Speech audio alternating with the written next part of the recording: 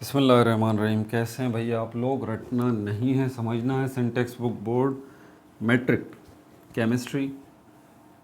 कौन सा टॉपिक कर रहे थे हम? केमिकल प्रॉपर्टीज़ ऑफ वाटर का पार्ट 6 करने जा रहे हैं हम। कॉपी पेंसिल ले लीजिए, लेक्चर को नोट करना है लाजमी और मुस्कुराते रहना है, ठीक है। ये पार्ट 6 करने जा रहे हैं। क्या है हमारे पास? ये बी पोर्शन कर रहे थे हम। लेस इलेक्ट्रो पॉजिटिव मेटल्स के साथ जब वाटर रिएक्ट करेगा तो क्या होगा। दो इक्वेशंस रह गई हैं इस वीडियो में। इन दो इक्वेशंस को निपटाते हैं ज़रा। कौन कौन सी हैं भाई? पहली इक्वेशन तो ये है,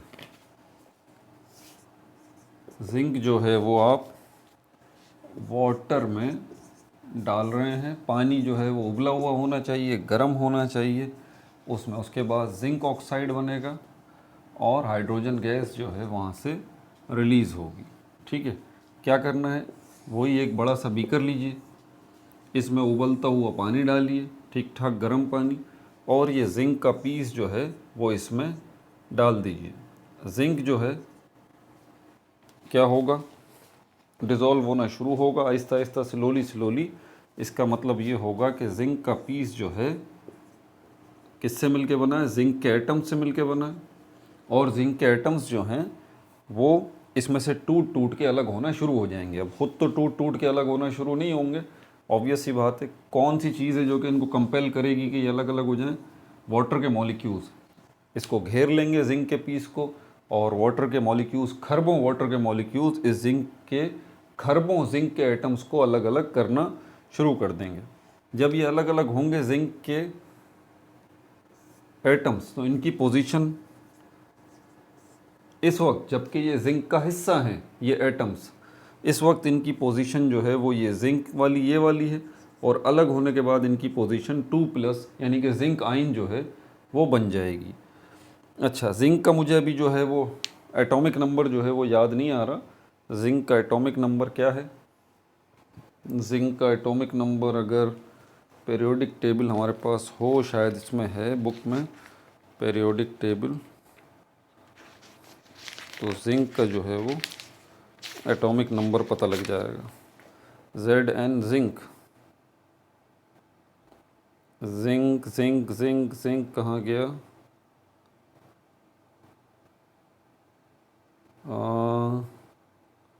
आ जाओ जिंक, आ जाओ जल्दी से।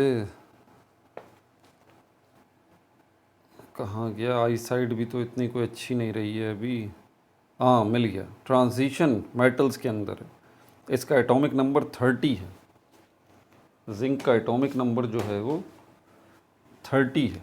इसका मतलब इसके पास इलेक्ट्रॉन जो हैं वो 30 हैं और प्रोटॉन जो हैं वो भी 30 है, ठीक है। और जब ये जिंक का आयन बनेगा तो इसके पास इलेक्ट्रॉन रह जाएंगे 28, ठीक है, 28, और प्रोटॉन इसके पास 30 ही रहेंगे। तो इसकी पोजीशन ये बनेगी। अब इसमें से 2 इलेक्ट्रॉन जो है वो अलग हो जाएंगे, इसलिए जिंक का आयन बन जाएगा। ये 2 इलेक्ट्रॉन्स यहाँ आ गए, तो जिंक की तो हालत ये हुई। अब जिंक के से जो 2 इलेक्ट्रॉन अलग हुए थे, उन्होंने जाके इस वाटर के मॉलिक्यूल्स को पकड़ लिया। उन्होंने बोला अब हम तुम्हें भी नहीं छोड़ेंगे। तो जिंक, ये 2 इलेक्ट्रॉन्स ने जाके जो है वो वाटर के मॉलिक्यूल्स को तोड़ दिया। वाटर के मॉलिक्यूल्स जो टूटे हैं तो इनकी पोजीशन ये बनी है, हाइड्रोजन आयन और हाइड्रोक्साइड आयन में ये कन्वर्ट हो गए। तो यहाँ पर ये क्या बन जाएंगे? ये hydrogen ion plus hydroxide ion में जो है वो कन्वर्ट हो जाएंगे। इलेक्ट्रॉन जो है अभी भी इनकी जान नहीं छोड़ेंगे। इसमें हाइड्रोक्साइड आयन जो है, इसमें मज़ीद जो है वो क्या करेंगे? इसको सिर्फ हाइड्रोक्साइड आयन को,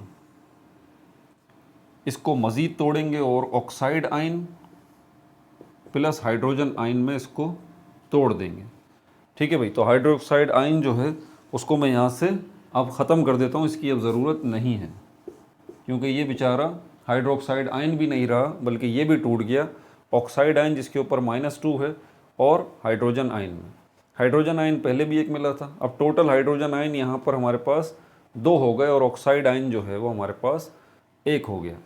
तो अब ये पोजीशन है। अब ये जिंक भी नहीं है, मेटल का जो पीस था वो भी बेचारा ख़त्म हो गया। वाटर के मॉलिक्यूल्स भी नहीं हैं, वो भी बेचारे ख़त्म हो गए। गलत, ऐसी बात नहीं है। जिंक जो है वो मेटल है, इतनी आसानी से पूरा का पूरा डिज़ोल्व नहीं होगा, ये बात मैं बता दूं, एक हद है इसकी, ठीक है।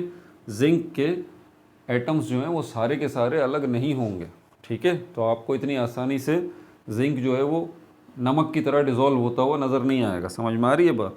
तो जिंक जो है वो अभी भी इसमें मौजूद वाटर में आपको नज़र आ रहा होगा। बिल्कुल इसी तरह पानी भी अगर आपको नज़र आ रहा है तो अंडरस्टूड है कि वाटर के मॉलिक्यूल्स भी सारे टूटे ही नहीं। अगर वाटर के मॉलिक्यूल्स सारे टूट जाते तो पानी थोड़ी ना नज़र आता। तो पानी आपको नज़र आ रहा है, इसका मतलब वाटर के मॉलिक्यूल्स अभी बचे हुए हैं। तो कुछ वाटर के मॉलिक्यूल्स, कुछ जो है वो जिंक के एटम्स को इस तरह से जो है वो आयनाइज करेंगे, और बिल्कुल इसी तरह फिर जाके कुछ इलेक्ट्रॉन्स इसमें से निकल के कुछ वाटर के मॉलिक्यूल्स को जाके आयनाइज करेंगे हाइड्रोजन आयन और हाइड्रोक्साइड आयन में। फिर मज़ीद हाइड्रोक्साइड आयन जो है वो ऑक्साइड आयन और हाइड्रोजन आयन में टूट जाएगा। लेकिन अभी हमें इनकी ज़रूरत नहीं है, इसलिए हमने इसको जिंक के मेटल को यहाँ से हटा दिया और वाटर के मॉलिक्यूल्स को भी हटा दिया और ये हाइड्रोक्साइड आयन को भी हटा दिया। अब जो पोजीशन है इस बीकर के अंदर वो ये है कि ये जिंक का आयन है। 2+ का मतलब यही है कि इसके पास 2 इलेक्ट्रॉन की कमी है। ये 2 इलेक्ट्रॉन्स जो इसके पास से निकल गए हैं, ये कमी अपनी किससे पूरी करेगा? ये कमी अपनी इसके पास जाएगा, ऑक्साइड आयन के पास। ऑक्साइड आयन के पास क्यों जाएगा? क्योंकि ऑक्साइड आयन के पास जो है वो 2 इलेक्ट्रॉन्स ज़्यादा हैं। -2 का मतलब यही है कि ऑक्साइड आयन के पास इसके प्रोटॉन्स के मुकाबले में 2 इलेक्ट्रॉन्स ज़्यादा हैं। 2+ का मतलब जिंक के पास ये है कि जिंक के पास इसके इलेक्ट्रॉन्स के मुकाबले में 2 प्रोटॉन्स ज़्यादा हैं। समझ में आ गई बात? तो एक साइड पर इलेक्ट्रॉन ज़्यादा हैं, एक साइड पर इलेक्ट्रॉन कम है, इसलिए इनका बिल्कुल पैचअप हो गया यहाँ पर। तो ये जिंक आयन और ऑक्साइड आयन जो है ये जब मिलेंगे इससे बनेगा जिंक ऑक्साइड। जिंक ऑक्साइड इसी के अंदर जिंक ऑक्साइड, ये पाउडर सा होगा जो कि अब पानी में आपको पाउडर सा नज़र आ रहा होगा, ये असल में जिंक ऑक्साइड है। अब बच गए ये 2 इलेक्ट्रॉन, ये अलग अलग होंगे, एक इलेक्ट्रॉन अलग होगा, एक इलेक्ट्रॉन अलग होगा, वैसे भी ये अलग अलग ही होंगे। एक इलेक्ट्रॉन चला जाएगा इस हाइड्रोजन आयन के पास और दूसरा इलेक्ट्रॉन जो है वो इस हाइड्रोजन आयन के पास चला जाएगा। ये इलेक्ट्रॉन लेने के बाद हाइड्रोजन आयन जो है वो क्या बन जाएगा? हाइड्रोजन का एटम बन जाएगा। इसी तरह दूसरा हाइड्रोजन का आयन एक इलेक्ट्रॉन लेगा और वो भी हाइड्रोजन का एटम बन जाएगा। ये 2 हाइड्रोजन के एटम फिर मिलेंगे, इससे बनेगा हाइड्रोजन गैस का मॉलिक्यूल, यानी कि इस पानी के अंदर हाइड्रोजन गैस बनेगी। हाइड्रोजन गैस जो है वो पानी में डिज़ोल्व नहीं हो सकती, इसलिए हाइड्रोजन गैस तो बाहर निकल आएगी और अंदर जो है वो क्या चीज़ मिलेगी आपको? अंदर आपको पाउडर की शक्ल में जिंक ऑक्साइड मिलेगा। समझ में आ गई बात? तो ये पूरा का पूरा केमिकल रिएक्शन यहाँ भी नज़र आ रहा है। ये रहा जिंक, ये रहा वाटर, ये रहा जिंक ऑक्साइड और ये रही हाइड्रोजन गैस। ठीक है भाई, अगली इक्वेशन को देखते हैं ज़रा।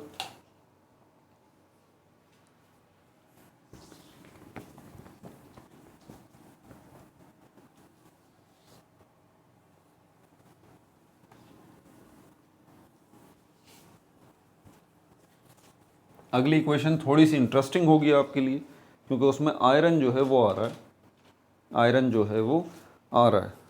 आयरन का ऑक्सीडेशन नंबर जो है वो कभी तो 2 होता है, कभी 3 होता है, लेकिन रेयर केसेस में आयरन जो है वो किसी कंपाउंड के अंदर दोनों वैलेंसीज, दोनों ऑक्सीडेशन स्टेट भी रखता है, 2 भी रखता है और 3 भी रखता है। ठीक है, तो यहाँ पर आयरन जो है, आयरन का पीस जब आप वाटर के अंदर डालेंगे, हॉट वाटर के अंदर, तो यहाँ पर भी केमिकल रिएक्शन होगा और इससे जो चीज़ बनेगी उसको हम कहते हैं यहाँ पर फेरस ऑक्साइड्स भी कहते हैं और मिक्स्ड ऑक्साइड भी इसको कहते हैं। ये Fe2O3, Fe2, Fe3O4, Fe3O4, ठीक है। और ये 4 जो है वो हाइड्रोजन गैस के जो है वो हाइड्रोजन गैस के जो है वो मॉलिक्यूल बनेंगे, 4 मॉलिक्यूल बनेंगे।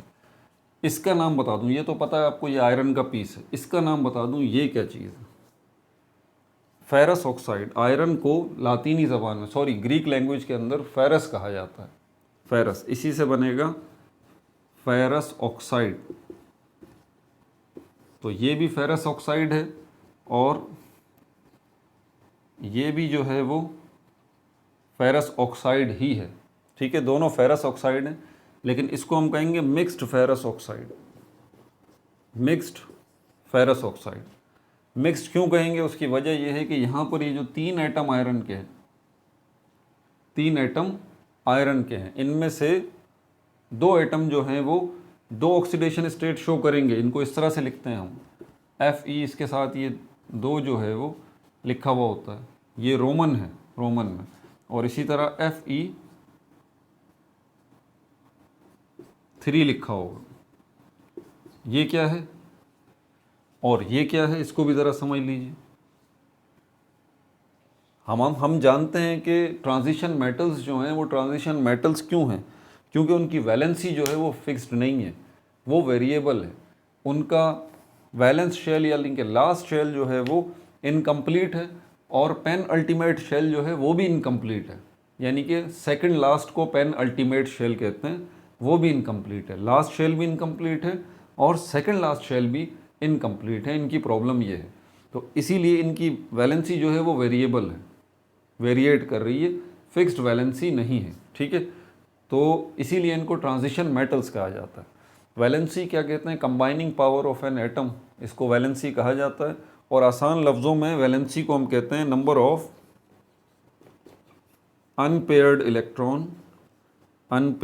Electron in last shell.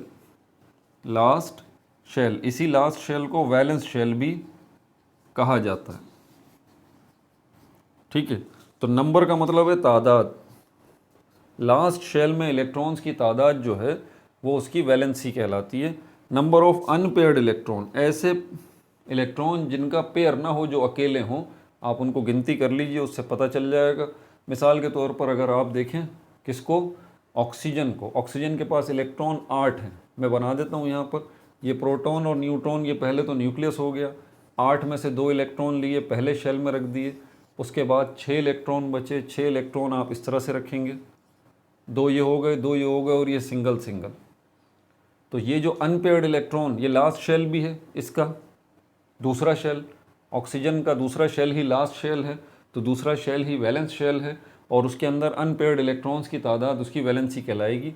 तो ऑक्सीजन के पास 2 इलेक्ट्रॉन ऐसे हैं जो कि अनपेयर्ड हैं वैलेंस शेल में, इसलिए ऑक्सीजन की वैलेंसी जो है वो कितनी हो गई, 2। समझ में आ गई बात।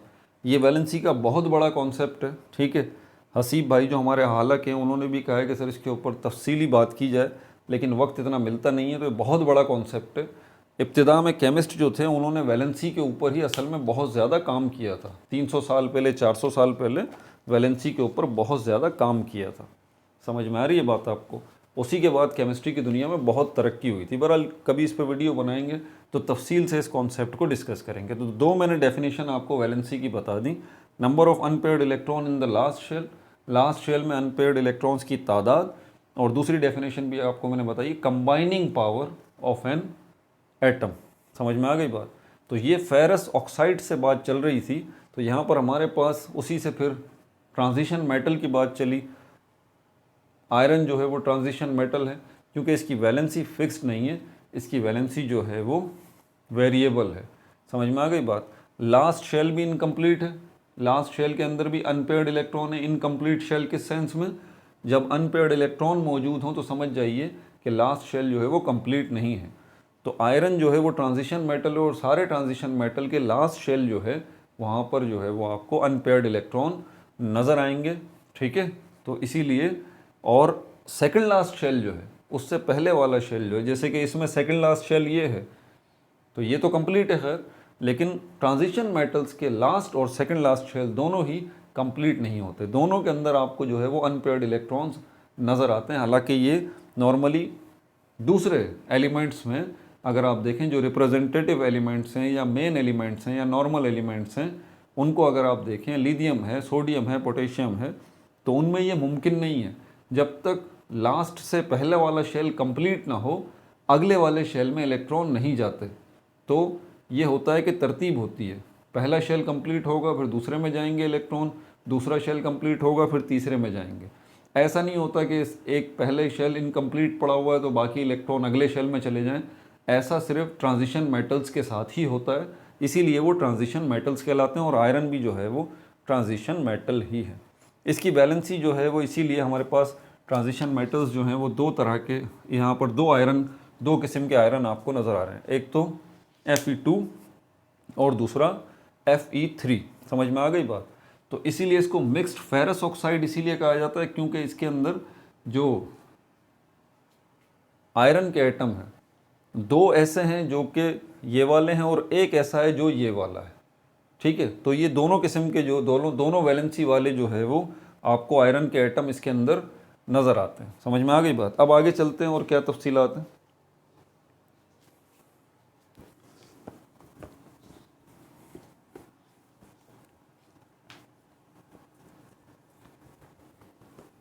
अब जब ये आयरन का पीस आपने डाला, वही बीकर हम ले लेते हैं। ये रहा बीकर, इसमें आपने पानी डाला, हॉट वाटर इसमें मौजूद है, और ये आयरन का पीस इसमें आपने डाल दिया। आयरन का पीस इसमें डाल दिया। अब यहाँ पर जो आयरन का पीस आपने डाला है इसके अंदर, उसकी पोजीशन क्या है? इसमें मैंने नोट्स बनाए थे कुछ, वो भी मैं ज़रा लिख लूँ यहाँ पर। तो इसकी पोजीशन ये होगी कि हम यहाँ हमारे पास एक आयरन का एटम जो है, इसमें हमारे पास 3 जो आयरन के एटम है यहाँ पर, ये जो आयरन का एटम है इसके पास से क्या होगा, इसमें से भी ये वाटर के मॉलिक्यूल्स इसमें इसको भी आयनाइज करेंगे। ये पीस होगा आयरन का, इसके अंदर आयरन के एटम जुड़े हुए हैं, तो इन आयरन के एटम्स को ये वाटर के मॉलिक्यूल्स अलग करेंगे। तो जैसे ही ये वाटर के मॉलिक्यूल्स को अलग करेंगे तो इसकी वैलेंसी जो है वो इस तरह की हो जाएगी, Fe2+। Fe2+। इसका क्या मतलब हुआ और इसका क्या मतलब हुआ? इसका एटॉमिक नंबर मेरे ख्याल में 26 है। आयरन का एटॉमिक नंबर जो है वो 26 है, मुझे जहाँ तक याद पड़ रहा है। हाँ, 26 ही है इसका जो है वो एटॉमिक नंबर। तो ये Fe ये एक हो गया और ये Fe2+ हो गया। 26 इलेक्ट्रॉन है, तो प्रोटॉन भी जो है इसमें 26 ही होंगे। इसमें क्या पोजीशन है? इलेक्ट्रॉन जो है वो होगा हमारे पास 24 और प्रोटॉन जो होगा हमारे पास 26। 2 इलेक्ट्रॉन्स की कमी हो गई, तो ये 2 इलेक्ट्रॉन्स जो है वो यहाँ आएंगे और यही 2 इलेक्ट्रॉन्स आगे जाके इस वाटर के मॉलिक्यूल्स को जो है इसके साथ छेड़छाड़ करेंगे और इसको hydrogen ion plus hydroxide ion में तोड़ देंगे। हाइड्रोक्साइड आयन फिर मज़ीद जो है वो टूटेगा ऑक्साइड आयन में -2 प्लस हाइड्रोजन आयन में। तो इसको यहाँ से हटा देते हैं हाइड्रोक्साइड आयन को, अब इसकी ज़रूरत नहीं है। तो ये कुछ पोजीशन होगी अब पानी के अंदर। ठीक है, तो ये अब क्या होगा, अब यहाँ पर ये जो आयरन के आयन हैं, फेरस आयन जो हैं, ज़रा इसको समझिएगा। और इसको समझने से पहले इसको समझें कि यहाँ पर ये 3 जो हैं वो आयरन के एटम हैं। देखें ज़रा, इसको थोड़ा सा आपको वक्त देना पड़ेगा, तब आपको ये बात समझ में आएगी। एक मिसाल देके पहले आपको समझा दूं। सोडियम क्लोराइड को अगर हम देखते हैं ना, तो इसकी पोजीशन ये है, सोडियम +1 और क्लोराइड -1। इसका क्या मतलब हुआ? सोडियम यानी कि हमेशा जो है वो +1 के साथ -1 चाहिए। ऐसा नहीं होगा कि यहाँ +1 है तो यहाँ -2 हो, नहीं, बराबरी रहती है। जब भी कंपाउंड बनते हैं ये वैलेंसी एक दूसरे को सेटिस्फाई ज़रूर करती हैं। तो यहाँ पर अगर +2 है तो -2 होना चाहिए, अगर +4 है तो -4 होना चाहिए। यानी कि एक +4 वाला होगा तो दूसरा -4 वाला होगा, तब जाके बात बनेगी। यहाँ पर हमारे साथ प्रॉब्लम यह है कि ये Fe जो है वो सिर्फ एक एटम नहीं है, यहाँ पर 3 एटम्स को आपको बैक वक्त देखना पड़ेगा, ये वाले। अब इसकी भी ज़रा पोजीशन देख लें आप। ये जो Fe3 वाला है 3+, अब समझ जाएंगे आप इसके पास इलेक्ट्रॉन कितने हैं। इसके पास इलेक्ट्रॉन 26 थे तो 3 कम हो गए, तो 23 जो है वो इलेक्ट्रॉन है और प्रोटॉन जो है वो कितने हैं, 26 हैं। फ़र्क देख लीजिए ज़रा दोनों के अंदर। तो इसको 3 इलेक्ट्रॉन्स जो है वो लेने हैं और इसको 2 इलेक्ट्रॉन्स जो हैं वो लेने हैं। ठीक है, तो ये एक आयन ये रहा एक आयन ये रहा, एक आयन ये रहा। इसके पास पोजीशन क्या है, इसके पास 2 इलेक्ट्रॉन निकले थे। इसके पास पोजीशन क्या है, इसके पास 3 इलेक्ट्रॉन निकले थे। यहाँ पर वाटर के मॉलिक्यूल्स जो हैं उनकी भी ज़रा आप देख लीजिए कि वाटर के मॉलिक्यूल्स, कितने वाटर के मॉलिक्यूल्स की ज़रूरत पड़ेगी। अब मैंने कहा ना कि ज़रूरत पड़ेगी। अब यहाँ पर ये जो आयरन के 3 एटम हैं तो ऑक्सीजन के 4 एटम चाहिए। ऑक्सीजन के 4 एटम किन से मिलेंगे, 4 वाटर के मॉलिक्यूल्स से, 4 वाटर के मॉलिक्यूल्स से। ये रहे, पहले ये मॉलिक्यूल्स हाइड्रोजन आयन और हाइड्रोक्साइड आयन बनाएंगे, फिर दोबारा हाइड्रोजन आयन और हाइड्रोक्साइड आयन, इससे फिर oxide ion plus hydrogen ion, इससे फिर hydrogen ion plus hydroxide ion और इससे oxide ion plus hydrogen ion. ठीक है भाई। और एक और वाटर का मॉलिक्यूल ब्रेक कर लेते हैं, hydrogen ion plus hydroxide ion और इससे बनेगा oxide ion plus hydrogen ion. तो ये 4 मैंने वाटर के मॉलिक्यूल ब्रेक किए हैं तरतीब से, पहले हाइड्रोजन और हाइड्रोक्साइड आयन में, फिर हाइड्रोक्साइड आयन को मज़ीद जो है वो ऑक्साइड आयन हाइड्रोजन आयन में तोड़ा है। ठीक है, तो ये हाइड्रोक्साइड आयन को हम ख़त्म कर देते हैं। 4 हाइड्रोक्साइड आयन OH आयन ख़त्म हो गए, hydrogen ion hydrogen ion hydrogen ion hydrogen ion, 4 hydrogen ion ये रहे, hydrogen ion hydrogen ion hydrogen ion hydrogen ion, 4 hydrogen ion ये रहे, oxide ion oxide ion oxide ion oxide ion, 4 oxide ion ये रहे। आपको कोई तरतीब समझ में आ रही है यहाँ पर, 4 ऑक्साइड आयन। अब ये 4 ऑक्साइड आयन जब यहाँ पर आएंगे तो यहाँ पर आप देखें ज़रा, एक आयरन ने 2 इलेक्ट्रॉन रिलीज़ किए हैं, दूसरे आयरन ने भी 2 इलेक्ट्रॉन रिलीज़ किए हैं। अभी मुझे खुद भी थोड़ा सा कंफर्म नहीं है, मैं भी देखता हूँ। कॉन्फिडेंटली मैं इसका तो बता सकता हूँ कि ये 4 जो है वो ऑक्साइड के आयन हैं। अब एक ऑक्साइड का आयन जो है ये उसी के पास जाएगा जिसके पास +2 होगा। मैंने कहा ना +2 -2 को कंपनसेट करेगा, तो ये +2 वाला ये रहा, ये इसके पास आ गया। अब कहाँ, अब एक मिसाल देके मैंने समझाया, अब आगे चलते हैं। और तो यहाँ पर 3 जो आयरन के एटम हैं, अब उसकी 2 पॉसिबिलिटी यहाँ पे बन रही हैं, या तो 2 इलेक्ट्रॉन और 3 इलेक्ट्रॉन ये निकले, या फिर 2 इलेक्ट्रॉन और 3 इलेक्ट्रॉन ये निकलें। तो मैं इस पोजीशन को जब देखता हूँ तो इसमें ये 2 इलेक्ट्रॉन नहीं, ये 3 इलेक्ट्रॉन निकलेंगे इसमें से, और ये 3+ होगा, ये 3+ होगा, ये भी 3+ होगा, ये भी 3+ होगा, Fe2+ होगा ये। अब ये 3 इलेक्ट्रॉन, ये 3 इलेक्ट्रॉन और ये 2 इलेक्ट्रॉन, 3 आयरन के एटम से, फ़र्क समझ में आ रहा है ना। 2 आयरन के एटम कौन से, Fe3+ वाले, 3+ वाले, और एक आयरन का एटम 2+ वाला। ये 2 इलेक्ट्रॉन दे रहा है, ये 3 इलेक्ट्रॉन दे रहा है। टोटल इलेक्ट्रॉन कितने हो गए, 3 इलेक्ट्रॉन ये, 3 इलेक्ट्रॉन ये, 2 इलेक्ट्रॉन ये, मतलब 3 3 6 और 2 8 इलेक्ट्रॉन जो है ये पोजीशन बनेगी, 8 इलेक्ट्रॉन। ये कॉन्सेप्ट आगे चल के आपको बहुत फ़ायदा देगा। ऑक्सीडेशन स्टेट्स जो है ना, आगे आएगा फर्स्ट ईयर के अंदर ऑक्सीडेशन स्टेट का मसला हल करने के लिए, तो ये सीख लें अभी से। तो ये 8 इलेक्ट्रॉन टोटल दे रहे हैं। अब हम ज़रा 4 वाटर के मॉलिक्यूल्स लिए थे, उसमें से 4 ऑक्साइड के आयन निकाले थे। एक ऑक्साइड का आयन मैंने कहा था कि उसके पास 2 इलेक्ट्रॉन है, ठीक है। अब ये एक जो है इस एक के पास आएगा, 4 जो हैं 4 ऑक्साइड के आयन इसके पास आएंगे, इन 3 के पास। देखें 4 ऑक्साइड के आयन के पास ये 3 आएंगे। एक तो ये आएगा Fe2+ वाला, दूसरा ये आएगा Fe3+ वाला, तीसरा ये आएगा Fe3+ वाला। तो इस तरह से ये Fe2+, इसको मिक्स्ड इसीलिए कहते हैं, और Fe3+ और Fe3+, ये 3 Fe मैंने लिख दिए। थोड़ी सी खिचड़ी पक गई है, लेकिन ज़रा तरीके से देखें आपको नज़र आएगा। Fe2+, Fe3+, Fe3+, तो ये 3+, 3+, 6+ और ये 2+, 8+ हो गए। और यहाँ पर 4 ऑक्साइड के आयन हैं, तो एक ऑक्साइड का आयन जो है वो उसके ऊपर पास क्या है, -2, दूसरे वाले के पास भी -2, तीसरे वाले के पास भी -2, चौथे वाले के पास भी -2।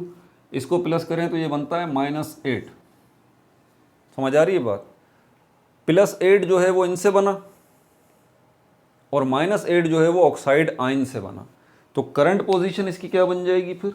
करंट पोजीशन इसकी बन जाएगी, ये मैं बना के दिखाता हूँ, मिक्स्ड फेरस ऑक्साइड की बन जाएगी, Fe3O4। ये जो बना है यहाँ पर Fe3O4, समझ में आई बात आपको? ये चक्कर चलेगा। दूसरी तरफ 4 वाटर के मॉलिक्यूल्स कैसे बने? जब 8 ऑक्सीजन हाइड्रोजन के एटम आएंगे। देखें 4 अगर ये हमारे पास इसके मॉलिक्यूल हैं, H2 के 4 मॉलिक्यूल हैं, यानी कि H2 plus H2 plus H2 plus H2,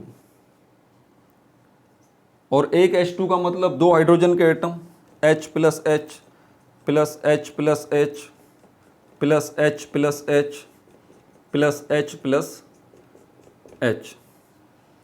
तो यहाँ पर ये 2 हाइड्रोजन के एटम, 2 हाइड्रोजन के एटम, 2 हाइड्रोजन के एटम, 2 हाइड्रोजन के एटम। तो इस तरह से 8 जो है वो हाइड्रोजन के एटम बने। 8 हाइड्रोजन के एटम बनने के लिए 8 हाइड्रोजन के आयन चाहिए, H plus H plus H plus H plus H plus H plus H plus, 1 2 3 4 5 6 7 और ये 8 हाइड्रोजन के आयन चाहिए। 8 हाइड्रोजन के आयन आपको जब भी मिलेंगे जब आपके पास 4 वाटर के मॉलिक्यूल्स ब्रेक होंगे, और 4 वाटर के मॉलिक्यूल्स में से 4 हाइड्रोजन के आयन आपको किससे मिलेंगे? वो तो शुरू में मिल जाएंगे जब हाइड्रोजन और हाइड्रोक्साइड आयन मिलेंगे, और 4 बाकी के हाइड्रोजन के आयन आपको किससे मिलेंगे? हाइड्रोक्साइड आयन से, OH से। समझ में आ रही है बात? इस तरह ये 8 जो है वो आपको हाइड्रोजन के आयन मिलेंगे। यहाँ पर क्या हुआ था? अब ज़रा इन इलेक्ट्रॉन्स को ले लें। यहाँ 3 इलेक्ट्रॉन्स निकले, 3 इलेक्ट्रॉन्स निकले, 2 इलेक्ट्रॉन्स निकले, टोटल कितने इलेक्ट्रॉन्स हो गए? 8। यहाँ हाइड्रोजन आयन टोटल कितने हो गए? 8। एक एक इलेक्ट्रॉन जो है वो एक एक हाइड्रोजन के आयन के पास चला जाएगा, और इस तरह से ये 8 जो है हाइड्रोजन के एटम बनेंगे। फिर ये 2 मिलेंगे, तो यहाँ पर 4 जो है वो हाइड्रोजन गैस के मॉलिक्यूल बनेंगे, जो कि यहाँ लिखा हुआ आपको नज़र भी आ रहा है। तो ये मिक्स्ड फेरस ऑक्साइड इस तरह पानी में जो है वो बनेगा, और हाइड्रोजन गैस भी बनेगी जो कि पानी में से रिलीज़ हो जाएगी, वो पानी में डिज़ोल्व हो नहीं सकती। ठीक है भाई, अपना बहुत ज़्यादा ख्याल रखिएगा। इस वीडियो को 2 से 3 दफ़ा जो है वो लाजमी आप देखें और लेक्चर को नोट करें, बहुत अहम वीडियो है ये आपके लिए। ठीक है, no like no subscribe, only share.